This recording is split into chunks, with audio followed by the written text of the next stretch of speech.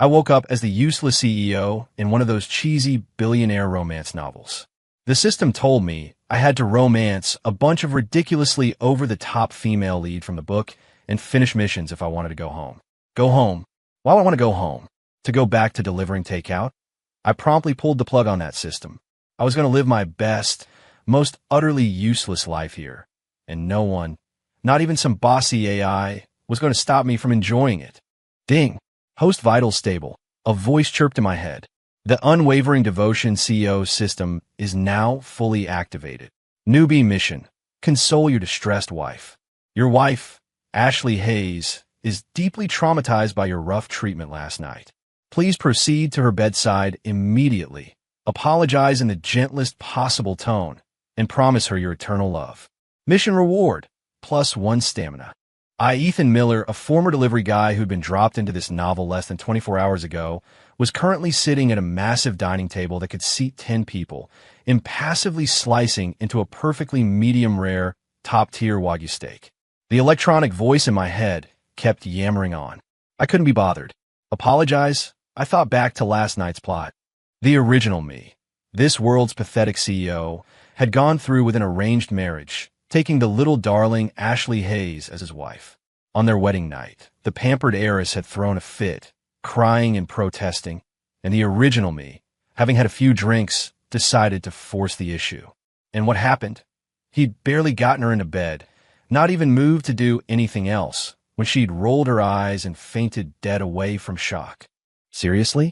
With that kind of emotional resilience, what was she even doing in a marriage first then love or run away with my baby storyline?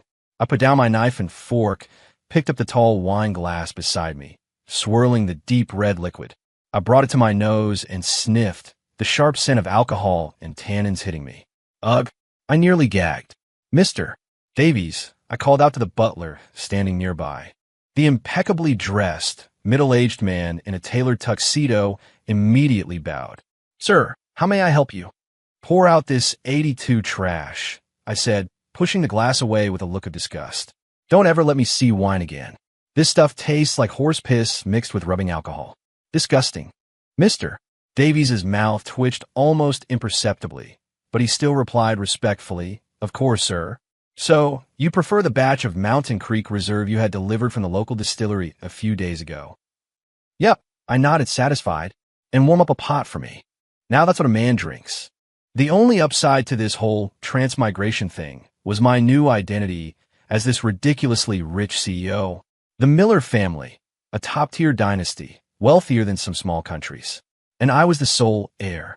Sure, in the original novel, my character was just a pathetic prop meant to highlight the second male lead's undying devotion, ultimately ending up bankrupt and miserable. But now, I was in the driver's seat. A guy who'd spent 5 years delivering takeout, whose biggest dream was to win $5 million and then just lie around eating and having fun all day. Go back to reality? To slogging through wind and rain, arguing with customers for half an hour over a bad review. My brain wasn't broken. Warning, host is severely deviating from the main quest. Execute immediately. The system's shrill alarm blared again. I casually dug in my ear, then deliberately asked Mr. Davies, is the madam upstairs awake yet? Mr. Davies replied. The family doctor just checked her. He said Mrs. Miller simply had an emotional fainting spell. She's awake now, crying in her room. Crying? I scoffed. Call her family. Tell them to come pick her up. Say that Ethan Miller's house isn't big enough for her. I'll have my lawyer send over the divorce papers this afternoon. With that, I dabbed my mouth with a napkin, stood up, and headed straight for my 3,000-square-foot private gym, ready to enjoy the simple pleasures of being rich. Female leads? Missions? They could all go jump off a cliff. This world had limitless wealth, top-tier chefs specializing in any cuisine I could dream of, my favorite small-batch whiskey, and soon-to-be six-pack abs with a V-line. I barely had enough time to just kick back and enjoy myself. Who had the energy to play childish games with a bunch of high-maintenance women? Host, you are destroying your future. Failure to complete missions will result in erasure by the world's consciousness. The system shrieked, clearly exasperated. Erasure? I paused, then chuckled. Go ahead, try me. I was a dead man walking anyway. I'd already hit the jackpot by landing in a billionaire's body. Every extra day was a bonus. You think that scares me? Just then, the front door of the mansion swung open. A stunning woman, impeccably dressed in a designer power suit, walked in. Her aura was chilling, and her high heels clicked with a precise rhythm that seemed to make the air itself grow colder. Each step was like a stab to the heart. Victoria Sterling, my ex-fiancée, a business prodigy, and someone who'd always seen me as nothing but a nuisance. Her gaze swept over me disdainfully, finally settling on the nearly untouched steak in front of me, a sneer twisting her lips. Ethan, her voice was as cold and hard as she was. I heard you managed to make the Hayes family princess faint? What? Even pretending to be a decent human is too much effort now. Just completely given up, have we? I gave her a once-over. Victoria was undeniably a stunning woman. The Ice Queen CEO trope pulled straight from a novel. Too bad she came with thorns, and those thorns seemed specifically designed for me. I leaned back on the couch, stretching my legs out onto the coffee table, a classic I don't care pose. Yep, completely given up, I admitted frankly, even yawning. Being useless is pretty comfortable. You should try it sometime. Victoria's brows immediately furrowed, the disgust in her eyes deepening. Ethan, you truly are a lost cause, she said coldly. Grandpa must have been blind to ever think you were fit for leadership. Look at you now. What can you do besides eat, drink, and party? The Miller Corporation will be ruined by a parasite like you sooner or later. In the original novel, I would have been furious right now, my face red as I argued back, only to be utterly dismantled by her barrage of business jargon and performance metrics, then slink away defeated. But I wasn't the original Ethan. I actually felt like laughing. So it goes, then I shrugged indifferently. I've got more money than I could spend in several lifetimes anyway. But you, Ms. Sterling, always so uptight. Don't you get tired of living like that? You. Victoria's chest rose and fell with indignation at my unyielding attitude. She took a deep breath, apparently trying to calm herself, then pulled a file from her designer bag and slapped it onto the coffee table. This is the bidding proposal for the downtown development project. It's due next week. I'm here to remind you that if you keep drifting through life like this, the Sterling family will secure that land. I didn't even lift an eyelid. I just reached for a grape from the fruit bowl beside me and popped it into my mouth. So sweet. Oh, that land. I mumbled, my mouth full. If you want it, go ahead and take it. Writing dozens of pages for some lousy plot of land? What hassle. Couldn't I spend that time having a few more drinks and hitting the gym a couple more times? Victoria was utterly stunned. She'd probably never seen me so completely impervious. In her eyes, I'd always been a dumb, prideful buffoon, easily provoked into a rage. Why did this buffoon seem like a different person today? Do you have any idea how crucial that land is to the future of Miller Industries? She asked, incredulous. I couldn't be bothered to answer her. Just then, Mr. Davies walked over, carrying a warm pot of Mountain Creek Reserve. The whiskey's clear, rich, grainy aroma immediately cut through the cold, sharp scent of Victoria's perfume. Sir, your whiskey. Thanks, I said, sitting up. I poured myself a glass and slowly savored a sip. Ah, that hit the spot. Victoria watched my leisurely contentment, her gaze shifting from anger to disdain, finally settling into deep disappointment. A complete waste of space, she muttered, then turned to leave. Just then, Mr. Davies's phone chimed. He glanced at it, then walked over to me, lowering his voice. Sir, a recent update. Your announcement yesterday of an indefinite leave of absence, delegating all corporate affairs to the professional management team, is being interpreted on Wall Street as a sign of Miller Industries' high internal confidence and mature management system. Mr. Davies paused, eyeing Victoria, whose expression was beginning to change.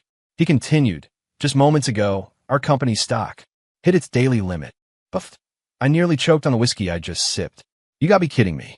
This was actually working? I just wanted to chill. The Miller it didn't get out of bed today news was actually boosting stock prices? I turned my head to look at Victoria by the door. Her body was frozen, and for the first time, her usually impassive Ice Queen face showed cracks of emotion. Shock, bewilderment, and a hint of utter confusion.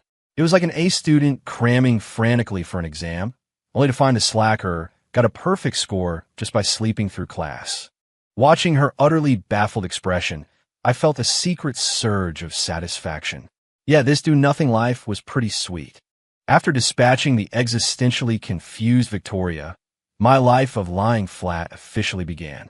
First step, find some hobbies.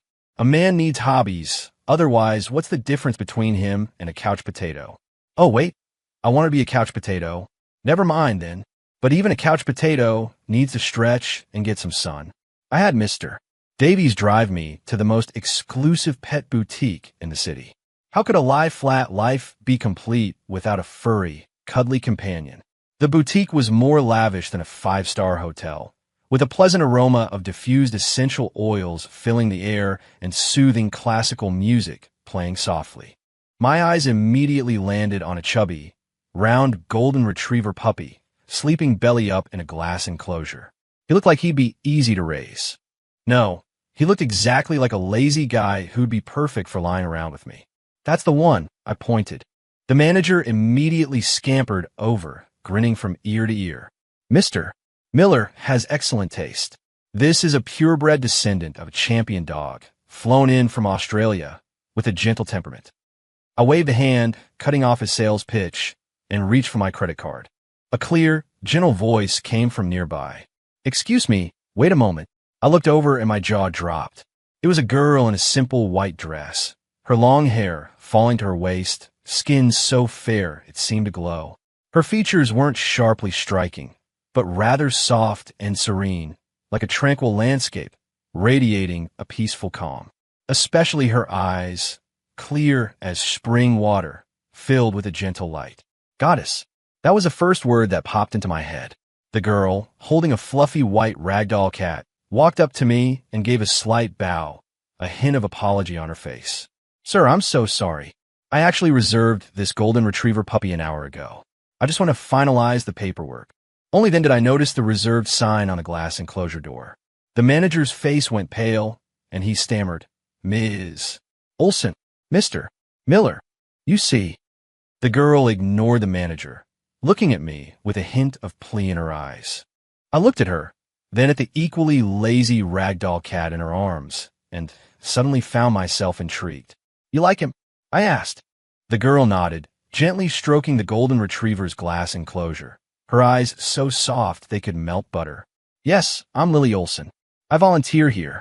This little guy was very weak when he first arrived, and I've been taking care of him ever since. Lily Olson, like a lily, pure and bright. A beautiful name. I stroked my chin, an idea forming. All right, a gentleman doesn't steal what another loves, I said magnanimously. Since you saw him first, he's yours. Lily visibly relaxed, flashing me a sweet smile. Thank you, sir. That smile was like a spring breeze, and I felt my heart skip a beat. Whoa, was this what they called goddess vibes? I cleared my throat, trying to maintain my effortlessly cool CEO persona, and pointed at the ragdoll cat in her arms. So, is that cat for sale? Lily blinked, then shook her head. His name is Machi. He's my cat. Not for sale. Oh, I sighed, feigning disappointment. Never mind then. I was hoping to buy him to keep my puppy company. With that, I turned to leave. Sir, wait. Lily called out, just as I expected. I smirked internally. Fish on the line. I turned back, feigning a look of confusion. Lily, still holding her ragdoll cat, had a shy, hesitant expression as she whispered, if you don't mind, I could bring Machi over often to play with you and your puppy. She finished, a lovely blush creeping up her cheeks, her eyes looking at me expectantly. Seeing her like that, I felt a wave of contentment. This girl wasn't just beautiful. She was kind-hearted, innocent, and sweet. Miles better than those crazy women from the novel. I deliberately considered it for a moment, then slowly nodded. All right, seeing as you're so earnest. But I'm a lazy guy, don't like going out much, so you'll have to make the trips. Lily's eyes immediately lit up, like stars twinkling within. No trouble at all. No trouble. She waved her hands, her eyes curving into happy crescents. I'm always free. Watching her joy, my mood lifted too. This lie-flat life seemed even more interesting than I'd imagined. After making arrangements with Lily, I wandered around the pet boutique, waiting for her to finish the adoption paperwork. Mr. Davies followed behind me, looking like he had something to say. Spit it out, I said without turning, admiring a Shiba Inu currently playing dead on its back. Mr. Davies hesitated, then spoke in a low voice. Sir, this Ms. Olson, her background is quite significant. Oh, I was intrigued. She's the only daughter of the CEO of Olson Group. The Olson family's standing in New York City is at least as high as ours, if not higher, Mr. Davies's tone was grave. Furthermore, her mother comes from an esteemed academic background, and her grandfather is a renowned scholar. Ms. Olson herself has been raised like a precious jewel, extremely well protected, and has rarely appeared in public. I raised an eyebrow. Well, wasn't she the legendary top-tier heiress? A perfect family, a doting mother's girl, only child, and her family status was even higher than that of the antagonist, Victoria Sterling. This setup was practically a cheat code for a female lead. So, I asked mildly. So, Mr. Davies paused. Sir, do you have a plan? Approaching her like this? What kind of plan would I have? I just genuinely thought she was pretty, had a good personality, and was comfortable to be around. Her family background was just a bonus, not my main focus. I couldn't be bothered to explain, so I just waved a hand. You're overthinking it. I just want someone to help me feed the dog. Mr. Davies, he probably thought I was insane. Getting an heiress whose net worth was higher than his own boss's to help feed a dog? Just then, a commotion erupted at the boutique's entrance. A flamboyant trust fund kid with hair dyed like a parrot, flanked by several bodyguards, sauntered in. His eyes immediately lit up when he saw Lily at the front desk, a predatory grin spreading across his face. Well, if it isn't the beautiful Ms. Olson, what are you doing in a place like this by yourself? The trust fund kid walked over, reaching out to touch Lily's shoulder. Lily, clutching her newly adopted golden retriever puppy, recoiled, her face etched with disgust and wariness. Brad Thompson, show some respect. The trust fund kid, Brad Thompson, chuckled. Respect? Lily Olson, don't play hard to get. I hear your dad's company is having some cash flow problems lately, right? Just say yes to me, and I'll have my dad inject some capital into your business. How about it? Lily's face paled with anger. She clutched the puppy tightly, silent. People nearby pointed and whispered, but no one dared to intervene. The Thompson family's influence might not rival the Olsons, but they weren't people ordinary folks messed with. I watched the scene from a short distance, my brow furrowing. I hadn't wanted to get involved, but when they started bothering my future dog buddy, that was where I drew the line. I was just about to step forward when Mr. Davies moved. He simply walked to the side, pulled out his phone, dialed a number, and spoke a few words in a low voice. No more than 30 seconds passed.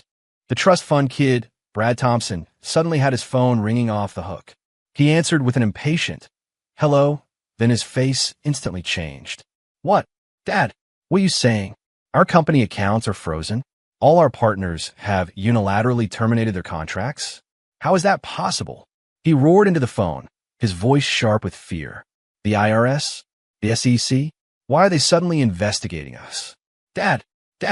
The other end of the line seemed to have disconnected. Brad clutched his phone, trembling all over, his face drained of all color. He looked around in terror, his gaze finally landing on me.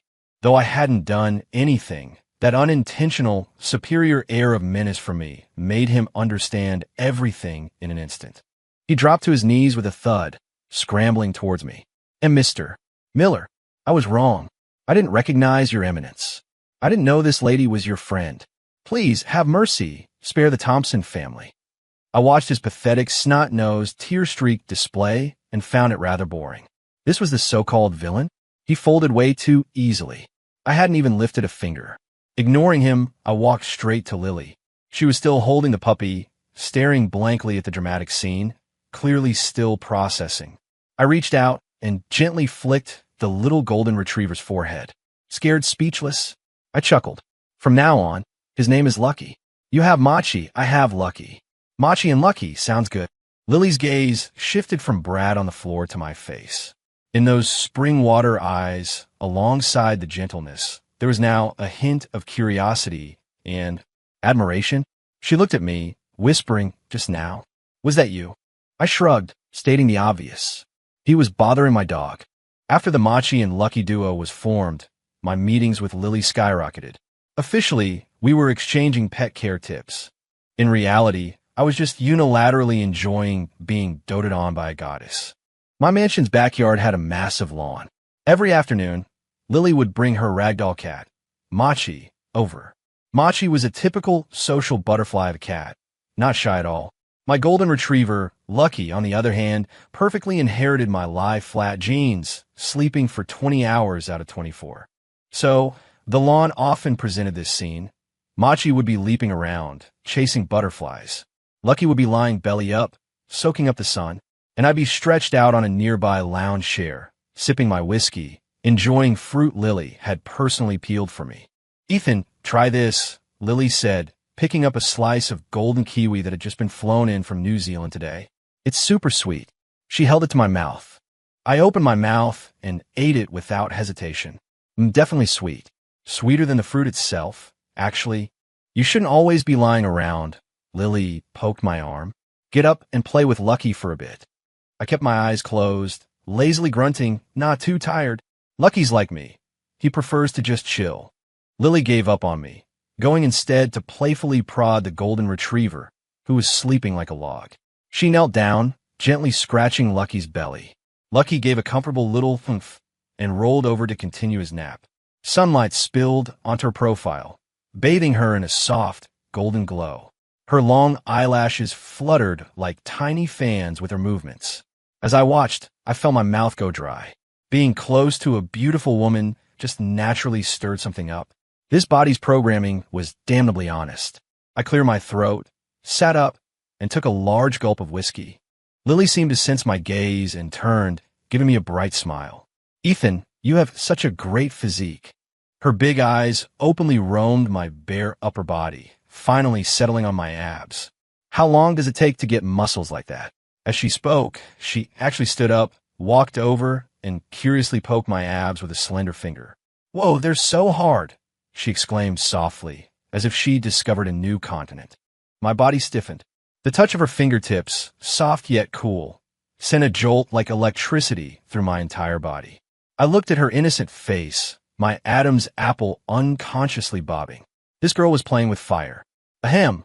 I grabbed her mischievous hand. "Personal space, remember?" Lily stuck out her tongue. Far from retreating, she doubled down, pressing both hands against me and tracing my V-line. "Don't be stingy. It's not like you'll lose a limb just by me touching you," she said, tilting her head up, grinning like a cat who'd gotten the cream. "Besides, we're dog buddies. What's wrong with a little harmless flirting?" Me? I seriously suspected she wasn't some innocent little bunny at all, but a wolf in sheep's clothing. Just as I was about to lose control and educate her properly on the lounge chair, Mr. Davies's voice unhelpfully cut in. "Sir, Miss Sterling has arrived." I turned and saw Victoria standing a short distance away, her face a thundercloud. Her cold eyes now burned with twin flames, fixed on Lily's hand still resting on my abs. A thick scent of jealousy hung in the air. Oh boy, a classic confrontation scene. This was getting interesting. Victoria's arrival instantly plunged the warm, sweet atmosphere into a freezing silence. Lily noticed too, pulling her hand back as if she'd been zapped, then shyly stood behind me like a child caught doing something naughty. I, however, couldn't care less. I even had the nerve to raise an eyebrow at Victoria. "Ms. Sterling, what brings you here today?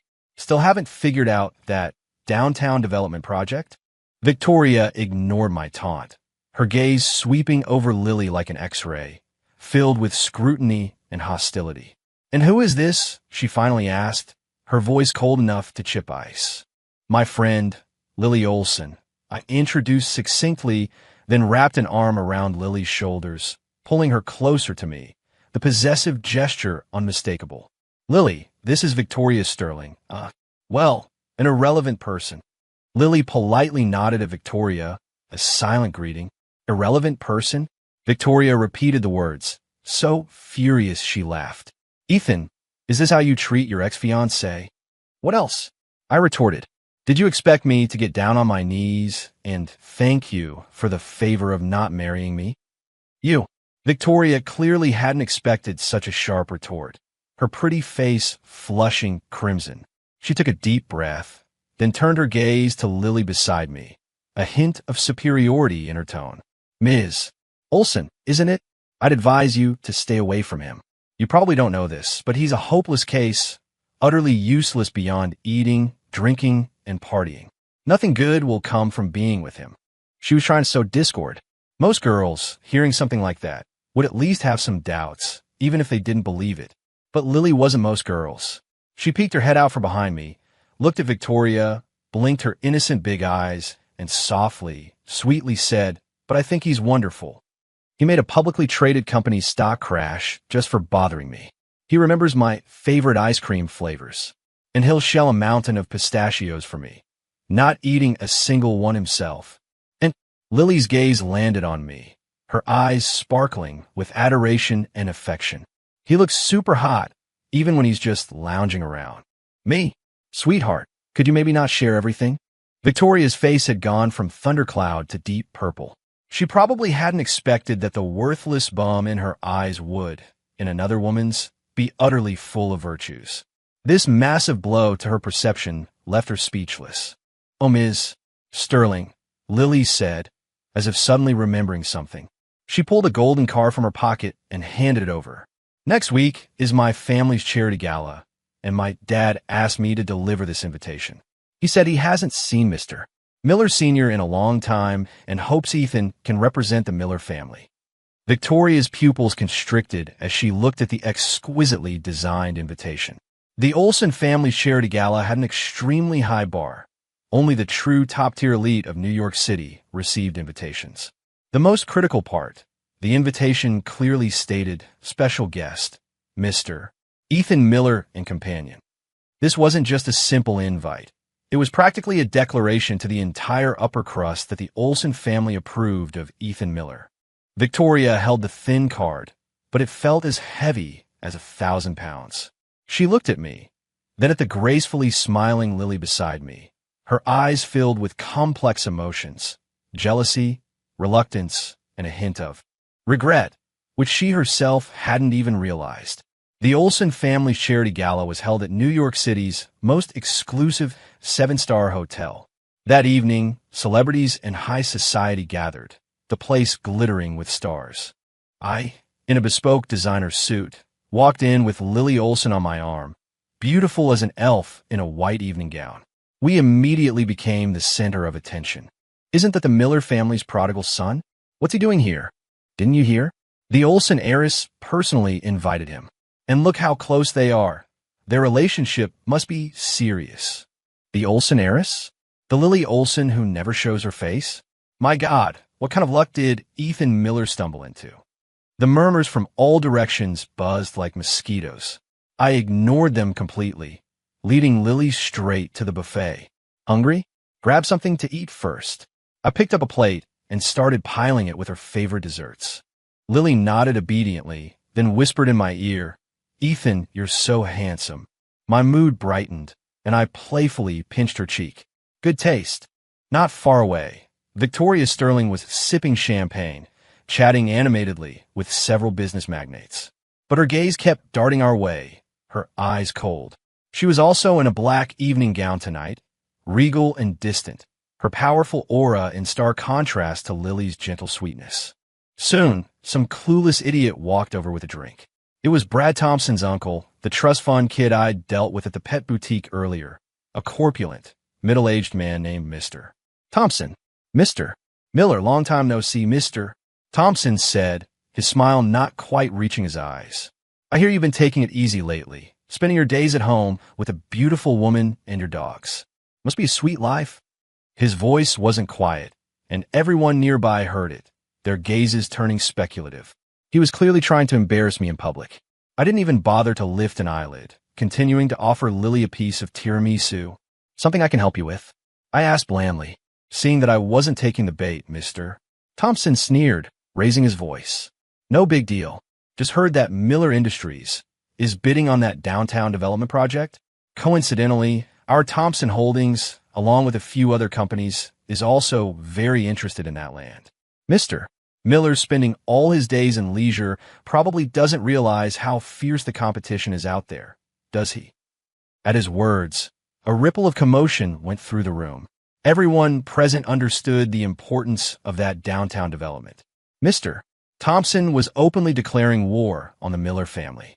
All eyes were on me, waiting to see how this useless CEO would handle it. Victoria also paused her conversation, sipping her champagne, watching from afar with a hint of amusement playing on her lips. In her estimation, a lightweight like me would only react with outrage and empty threats, incapable of any effective counterattack. However, I just yawned. "Oh, that land," I said, handing the plate of desserts to Lily, then waved a hand at Mr. Davies behind me. "Mr. Davies, would you care to enlighten Mr. Thompson?" Mr. Davies stepped forward, offering Mr. Thompson a faint smile, a perfect, almost measured expression. "Mr. Thompson, you may not be aware, but just before you arrived at this gala, all of your allied companies were acquired by a venture capital subsidiary of Miller Industries. As for your esteemed Thompson Holdings..." Mr. Davies adjusted his gold-rimmed glasses, his tone calm, but delivering a deadly blow. "Our legal department has just filed for bankruptcy liquidation with the court. The grounds are insolvency and multiple counts of financial fraud." With every sentence Mr. Davies spoke, Mr. Thompson's face grew paler. By the time the last word dropped, he was ashen, his wine glass clattering to the floor and shattering. "And no, impossible," he mumbled, as if his soul had been sucked out. The entire ballroom fell into a stunned silence.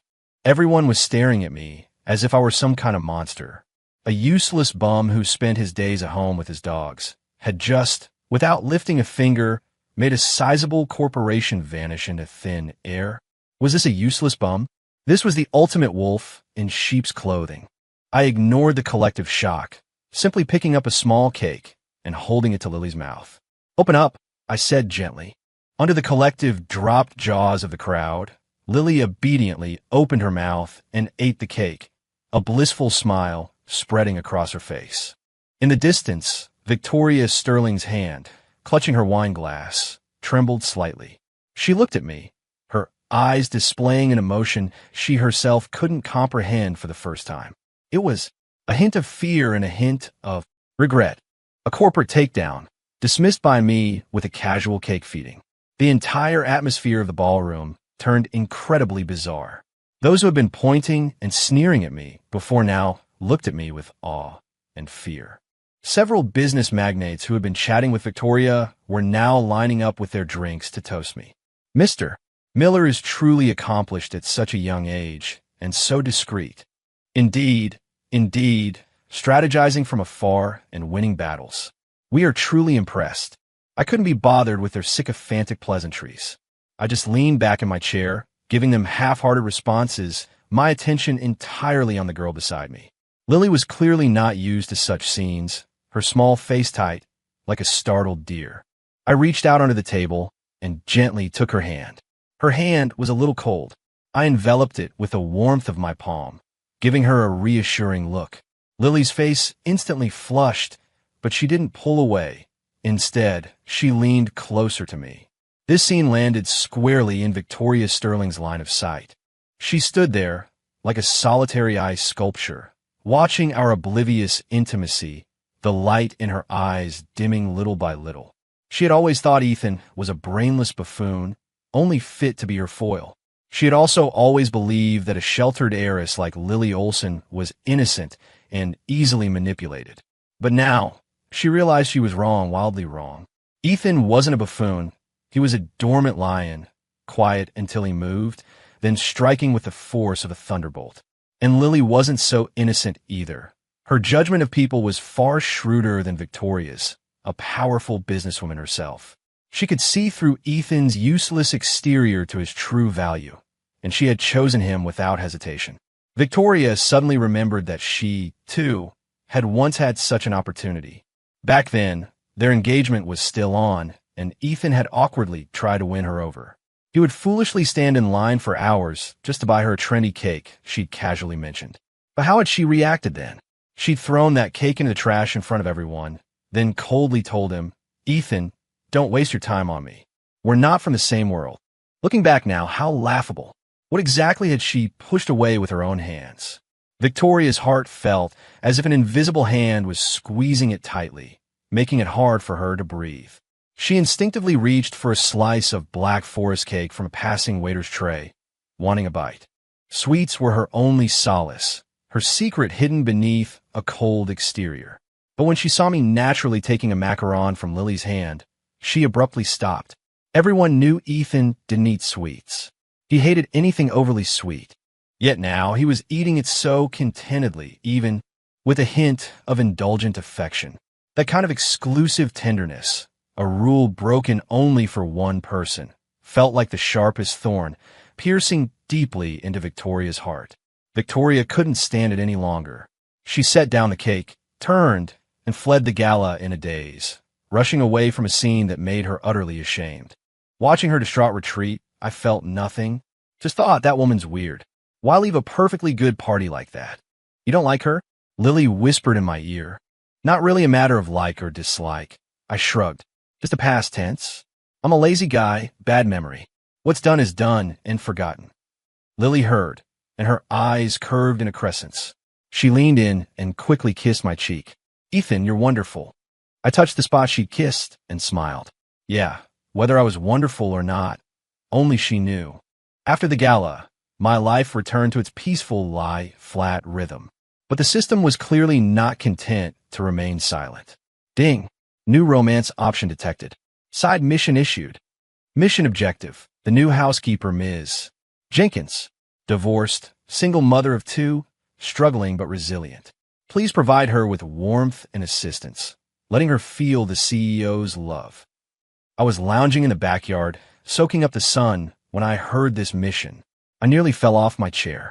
A housekeeper? Divorced with 2 kids? System, are you seriously messing with me? I rolled my eyes and mentally muted the system's voice. However, I didn't want trouble, but trouble seemed determined to find me. The next day, I was in the garden with Lily, watering her newly planted rose bushes, when Mr. Davies walked over looking constipated. Sir, there's a Ms. Green at the gate asking for you. My hand paused mid-pour. She actually came. Not seeing her, I said without turning. But she says she's carrying your child. Mr. Davies's voice was barely a whisper. Uffed. Lily, who had just taken a sip of water, promptly spat it out. She stared at me, her eyes wide with shock, and hurt. Ethan, you. I quickly put down the watering can, raising both hands in surrender. Heaven's honest truth, I'm completely innocent. I've never even touched her hand. That was the truth. According to the original book's memory, this one that got away was just a senior the original Ethan had a crush on in high school. She went abroad, and they never reconnected, never even held hands. So where would a kid come from? This was clearly a setup. Tell her to scram, I said coldly to Mr. Davies. He looked troubled. Sir, she's sitting right by the main gate. Says she won't leave until she sees you. There are already reporters taking pictures. My brow furrowed. This cry, make a scene, threatened suicide tactic truly was a classic. Lily looked at me, silent, but her watery big eyes were already brimming with tears. Are you abandoning me? Expression. My head throbbed. Fine, I'll go see. I wanted to see what this one that got away actually looked like. I took Lily's hand, and we walked to the main gate together.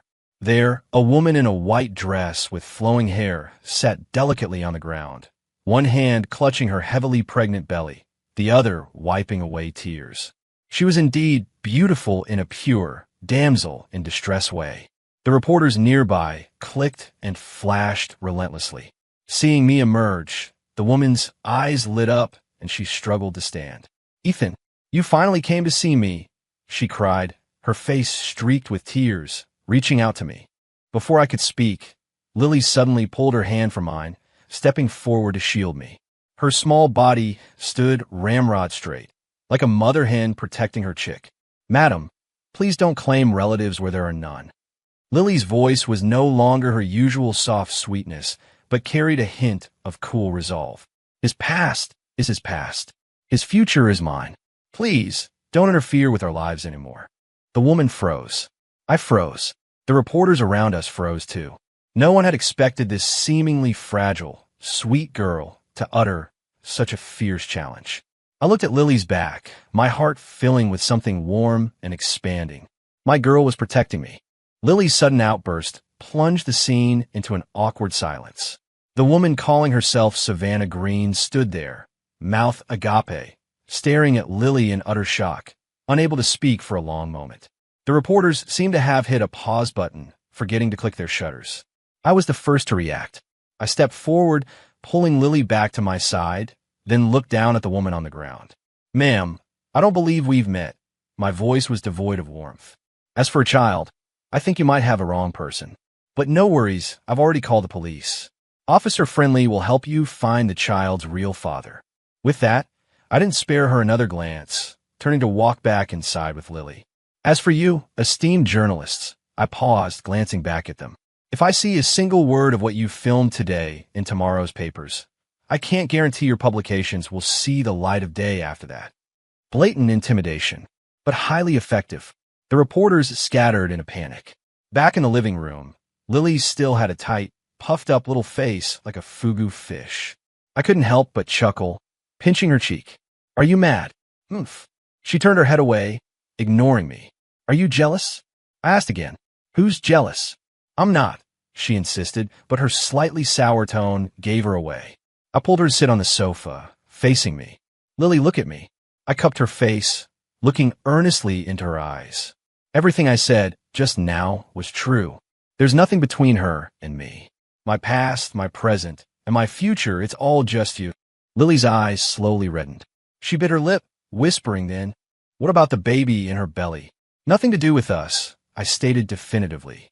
Just then, Mr. Davies walked in, holding a freshly printed document. "Sir, what you requested." I took it and handed it directly to Lily. "See for yourself." Lily, puzzled, took the document and began to read. It was a paternity test report. I'd had Mr. Davies use facial recognition from the reporter's photos at the gate to pull it from hospital records. The results section clearly stated, fetal DNA of Savannah Green excluded Ethan Miller as the biological father. The report also included a detailed investigative summary. This Savannah Green wasn't a one that got away at all. She was just a gold digger, a woman who got pregnant abroad, was dumped by the father, and came back hoping to pin it on me, the convenient mark. She knew my name because she happened to be a roommate of that senior I'd had a crush on in high school. Everything was a meticulously planned scam. Lily finished reading, utterly dumbfounded. She looked up at me, murmuring, When did you do all this?" From the woman's appearance to our return to the living room, it had been barely 10 minutes. In such a short time, I'd already figured everything out? I shrugged, looking completely unconcerned. "Basic stuff." Watching my everything under control demeanor, Lily's eyes began to sparkle again. She threw herself into my arms, hugging me tightly. "Ethan, you're incredible." Holding the soft, sweet girl in my arms, I felt a surge of triumph. Just then, that long-absent electronic voice in my head chimed in again. Only this time, its voice sounded off. BZZZ. Warning. Plot. Severely deviated. System. BZZZ. Logic. Compromised. Restarting. BZZZ. Restart failed. Host has achieved ultimate lie-flat status. World rules cannot be enforced. Plot control. Transferred. BZZZ. With a final burst of static, that annoying system finally went silent for good. I blinked, then grinned. Free. From now on, in this world I call the shots. With the last plot NPC dispatched and the system's shackles broken, my lie-flat life had finally achieved its perfect final form. I dumped all company matters onto Mr. Davies and the hyper-motivated team of professional managers. They, fiercely competing for the top confidant position, privately worked themselves into a frenzy, pushing the company's performance to new heights. As for me, I contentedly remained a hands-off boss, my daily life consisting of accompanying Lily, traveling, eating, and having fun. We went to the Rocky Mountains together, watching the purest starry skies by a remote lake. We went to the Pacific Northwest, cycling along the coast, chasing sunsets. We went to New Orleans, eating our way through every street food stall in the French Quarter. Lily was the perfect travel companion. She never complained, always enthusiastic. I took her to eat at food trucks, and she devoured it happily. I took her to stay in the most luxurious hotels, and she was equally at ease. In her words, anywhere with you is good. One day, we returned to New York City. On a whim, I decided to take her to a particular spot. It was a pedestrian bridge I used to frequent when I was a delivery driver. From there, you could look down at the city's bustling traffic. Back then, whenever I was tired, I'd buy a beer, sit on that bridge, look at the myriad lights below, and wonder which one was mine.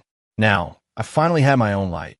I held Lily's hand, standing on the bridge, the evening breeze lifting her long hair. I used to stand here and watch everything below. I murmured.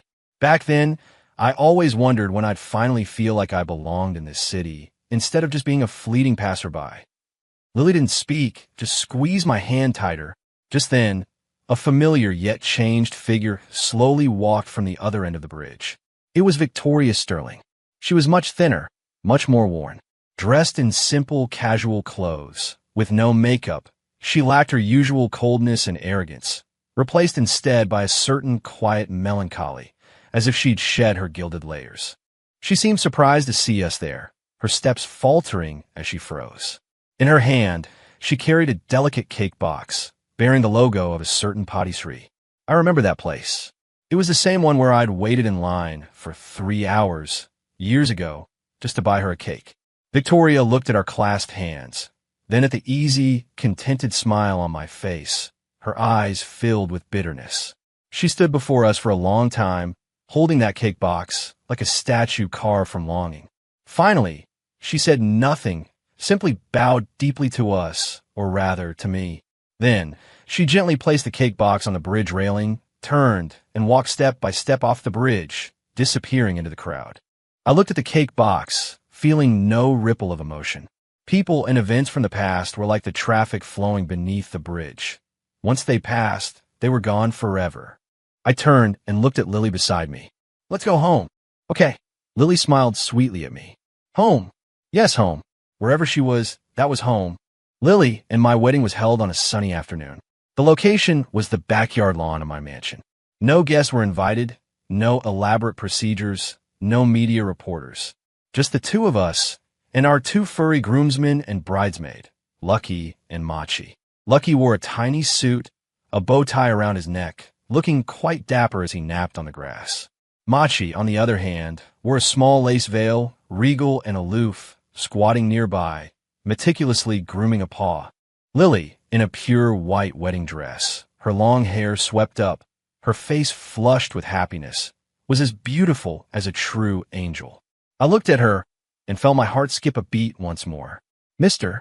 Ethan Miller, do you take Lily Olson to be your lawfully wedded wife, to have and to hold, from this day forward, for better, for worse, for richer, for poorer, in sickness and in health, to love and to cherish, till death us do part?